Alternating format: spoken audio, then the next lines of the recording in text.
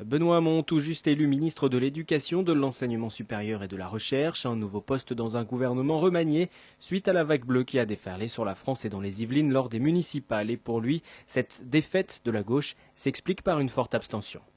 Si l'électorat de gauche s'est abstenu, c'est qu'il ne se reconnaissait plus tout à fait dans les résultats de la politique du gouvernement, en conséquence de quoi il fallait apporter une inflexion sous la forme d'un nouveau gouvernement et surtout d'une réorientation de la politique européenne, d'une inflexion sociale de la politique du gouvernement, ce qui me semble absolument indispensable. Une nouvelle orientation politique, mais il l'affirme, l'une de ses priorités, l'application de la réforme des rythmes scolaires. Au-delà de ce nouveau poste, Benoît Hamon endosse donc le rôle de conseiller municipal à Trappes. Vendredi dernier, il siégeait au premier conseil municipal de la ville. Trappes reste aux mains du maire socialiste sortant Guy Malandin. Dorénavant, une des 18 communes, seulement toujours à gauche dans le département. En 5e position sur la liste municipale PS, le conseiller obtient par la même occasion un poste d'élu au sein de la communauté d'agglomération de Saint-Quentin en Yvelines. Deux rôles locaux qu'il compte donc remplir pleinement.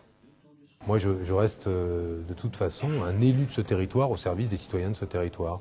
Ministre ou pas ministre d'ailleurs, ça ne changera rien. Le jour où je ne le serai plus, je garderai le même état d'esprit. Un rôle d'opposition cependant au sein de la communauté d'agglomération de Saint-Quentin en Yvelines qui a basculé à droite pour la première fois depuis sa création.